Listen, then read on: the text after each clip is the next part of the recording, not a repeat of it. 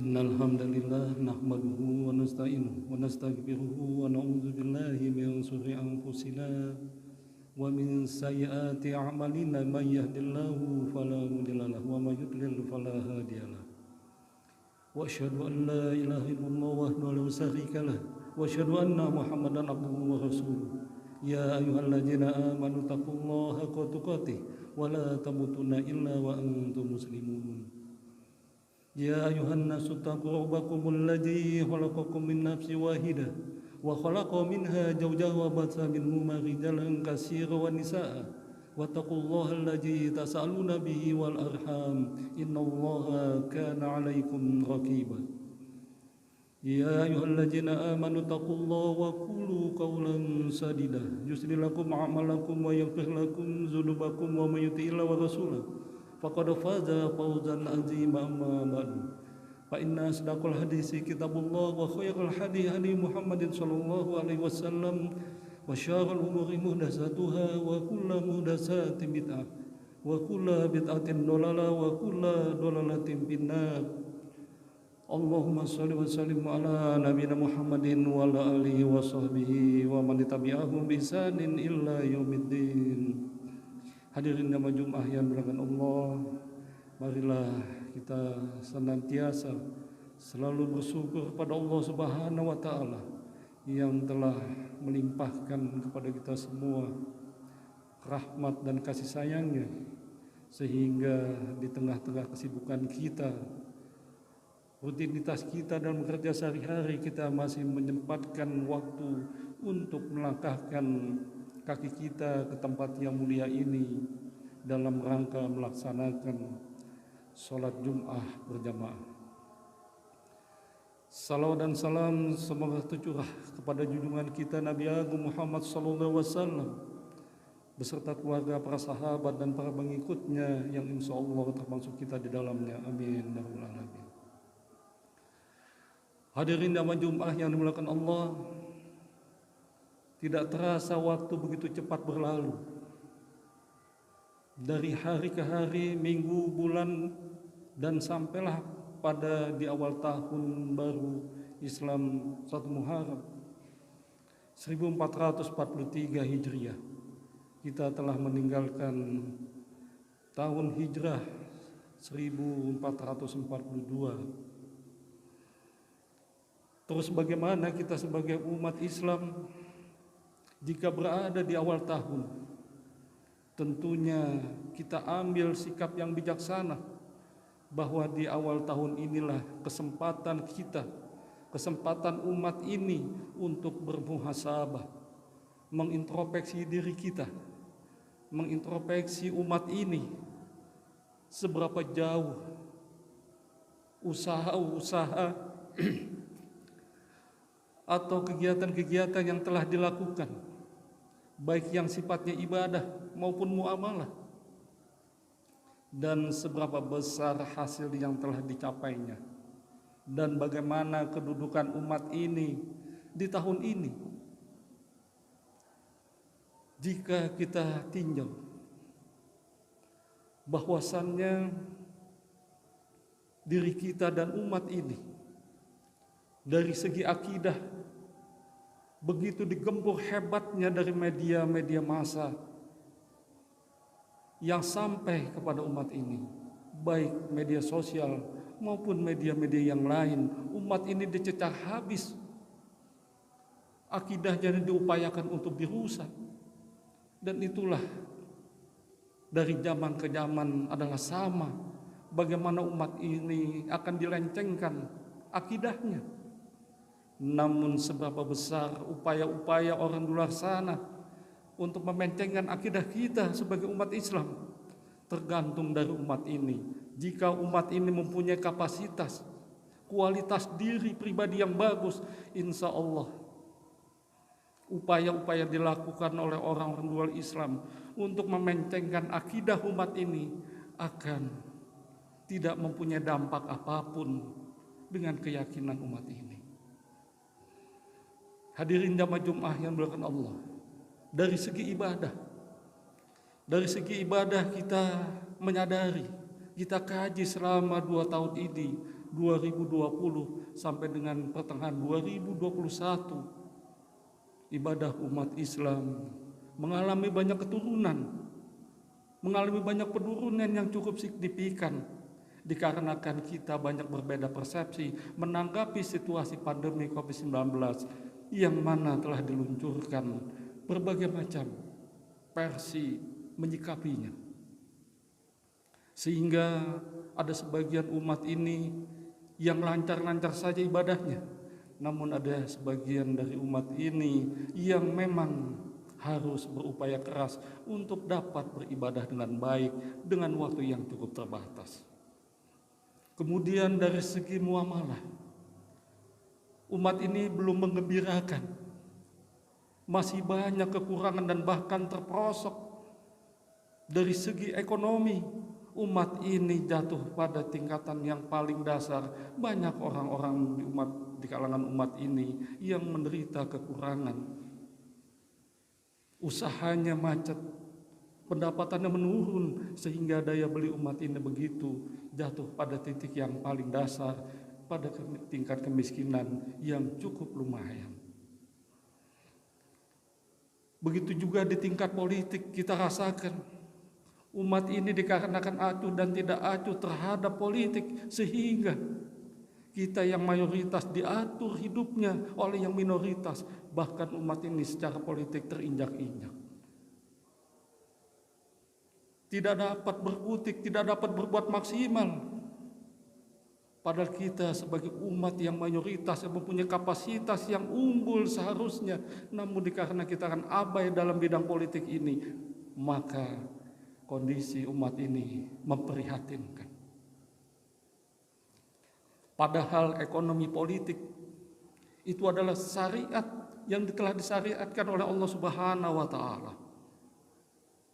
Bagaimana sistem ekonomi Islam terbangun, seharusnya umat ini maju di bidang ekonomi.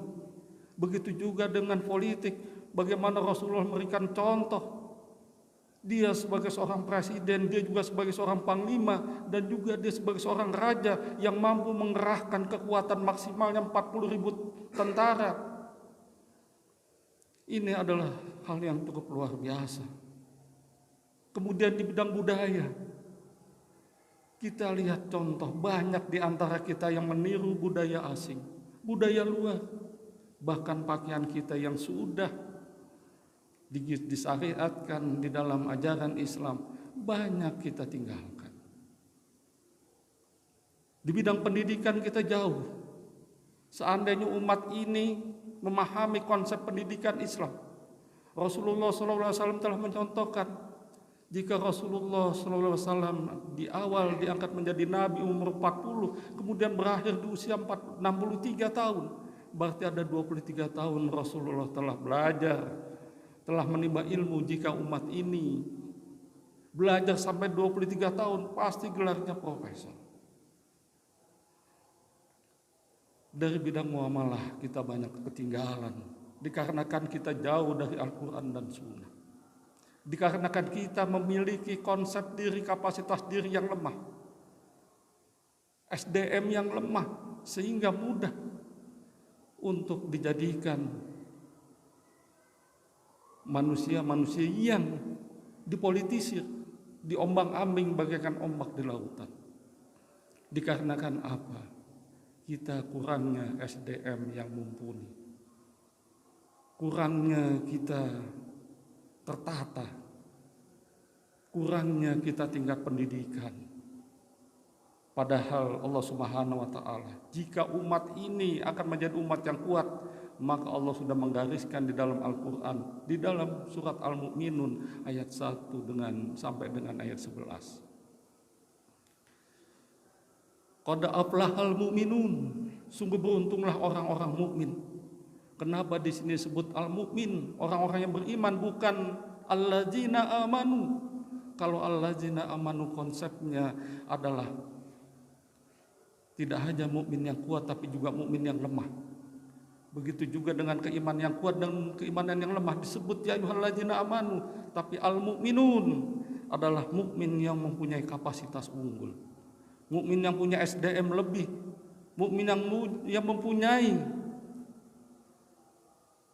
kehebatan di dalam memenangkan pertarungan dalam kehidupan dunia, sehingga dia menjadi umat yang unggul, khairu ummah. Satu di antaranya alladzina hum fi sholatihim khoshi'un, yaitu orang-orang yang khusyuk di dalam sholatnya. Ini adalah ciri mukmin yang kuat. Kalau orang khusyuk di dalam sholat, insya Allah keilmuan agama, keilmuan umumnya mumpuni, cukup, sehingga dia mampu menghadirkan dirinya pada saat menghadapi Allah Subhanahu wa taala dengan khusyuk. Kemudian dilanjutkan walladzina hum anil lagwi mu'ridun, adalah orang-orang mukmin yang meninggalkan perkataan dan perbuatan yang sia-sia. Jadi mukmin yang unggul adalah mukmin yang tidak mengerjakan perbuatan dan perkataan yang sia-sia. Dia mampu meninggalkan itu. Mukmin yang mampu meninggalkan perbuatan dan perkataan yang lago tidak bermanfaat adalah mukmin yang unggul, mukmin yang mempunyai kapasitas.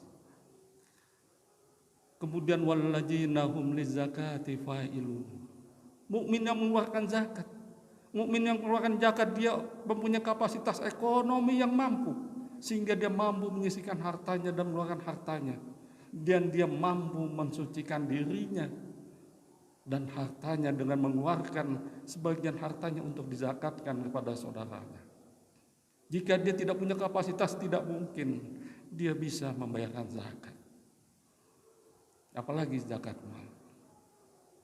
Walladzina hum li furujihim hafizun, yaitu mukmin yang kuat, mukmin yang menjaga kemaluannya, dia menjaga hawa nafsu syahwatnya dengan baik, kecuali kepada istri atau budak. Ini mukmin yang punya kapasitas. Walladzina hum li amanatihim wa ahdihim raun. Kemudian kapasitas selanjutnya adalah mukmin yang diamanai dan memegang amanahnya dengan baik, dan mukmin yang memenuhi janjinya. Banyak sekarang mukmin yang ikut-ikutan, dia bicara dengan bisikan manis, bicara dengan santun, tapi di balik itu ada sesuatu yang diemban, ada sesuatu maksud-maksud tertentu dengan maksud yang tidak baik. Walladzina hum ala sholawatihim yuhafizun ulaika humul warisun alladzina yarisuna firdaus ulaika humul fiha khalidun. Jadi ditutup dari ayat Al-Mu'minin 1 sampai dengan 10, ditutup dengan sholat, karena sholat adalah cerminan mukmin yang memiliki kapasitas baik. Karena sholat adalah upaya mendekatkan diri kepada Allah. Jika dilakukan dengan baik dan benar, dia memiliki kapasitas tersendiri sebagai mukmin yang unggul. Kemudian Rasulullah SAW mengatakan, bagaimana dengan mukmin unggul? Rasulullah jelas melalui hadisnya. Rasulullah mengatakan, al-mu'minul qawiyyu khairu wa ahabu ilallah minal mu'minid dhaif. Mukmin yang kuat adalah mukmin yang dicintai oleh Allah Subhanahu wa taala dibandingkan dengan mukmin yang lemah. Jadi Rasulullah menginginkan kapasitas mukmin yang tangguh dan kuat. Cirinya bagaimana? Ihris alamayan pauka. Mukmin yang mempunyai kapasitas, dia pasti bersemangat terhadap hal-hal yang berguna dan bermanfaat, tidak leda-lede. Begitu ada kesempatan untuk dapat bekerja dengan baik, baiklah dia bekerja. Begitu ada kesempatan bagus, dimanfaatkan semaksimal mungkin. Ini adalah ciri-ciri mukmin al-qawi. Kemudian mukmin yang kuat dilanjutkan, pasta'in billah, dia memohon pertolongan kepada Allah. Sekeras apapun usaha manusia, segigih apapun usaha-usaha yang dilakukan, mengenai hasilnya adalah tergantung dari Allah Subhanahu wa taala. Maka disandarkan kepada Allah semua usaha, semua amalnya, agar mendapatkan ridho dari Allah Subhanahu wa taala, baik berhasil maupun tidak berhasil. Wala ta'zid, mukmin yang kuat adalah mukmin yang tidak merasa takut. Janganlah kamu takut. Mukmin yang kuat adalah mukmin yang tidak pernah takut kecuali kepada Allah Subhanahu wa taala dalam mewujudkan upayanya mencapai hasil yang diinginkannya. Kemudian Rasulullah mengatakan lagi, fa inna asobatkum, jika kamu ditimpa musibah, fala taqul law ani fa'altu kana kaza wa kaza. Janganlah kamu mengatakan jika kamu ditimpa musibah, seandainya saya berbuat demikian akan menjadi demikian. Mukmin yang kuat tidak akan berkata begitu. Tapi mukmin yang kuat akan mengatakan, qul qadarullah fa inna law tatahu amali syaitan. Maka apapun kejadian yang menimpanya adalah takdir dari Allah Subhanahu wa taala. Bahwa kata-kata seandainya itu membuka pintu amalan syaitan. Jika kaum muslimin dapat menghindarkan kata-kata seandainya dalam setiap pekerjaan atau setiap momen atau keadaan yang dia hadapi dalam kondisi pahit apapun, dia tidak pernah mengatakan seandainya dulu saya begini, pasti akan begini. Jika dulu seandainya saya seperti ini, akan seperti ini sekarang ini. Mukminnya semacam itulah yang digiring kepada pintu amalan syaitan. Jika mukmin yang baik tentunya dia tidak pernah di dalam menyelesaikan pekerjaannya apapun hasilnya dia mengatakan seandainya. Apapun kejadiannya adalah takdir dari Allah Subhanahu wa taala. Aku liqauli haja wa astaghfirullahaladzim li wa lakum wa lisairil muslimina wal muslimat min kulli dhanbin fastaghfiruhu innahu huwal ghafurur rahim.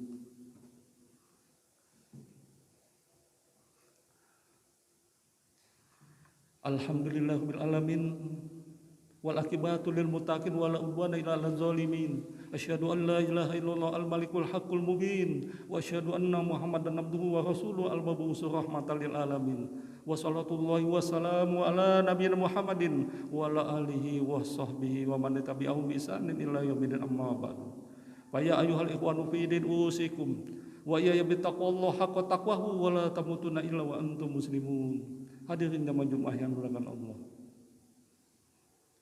Jika kita ingin meraih kesuksesan di dunia ini sekaligus mendapatkan akhirat yang lebih baik, tiada jalan lain, kita harus membenahi umat ini agar menjadi umat yang memiliki kapasitas, yang memiliki SDM unggulan, karena kita dijadikan oleh Allah sebagai khairul ummah. Bagaimana kita menjadi khairul ummah jika pendidikan kita rendah, jika kita memahami agama ini, Quran dan Sunnah tidak paham, dikarenakan kita enggan untuk mengaji, enggan untuk mempelajarinya.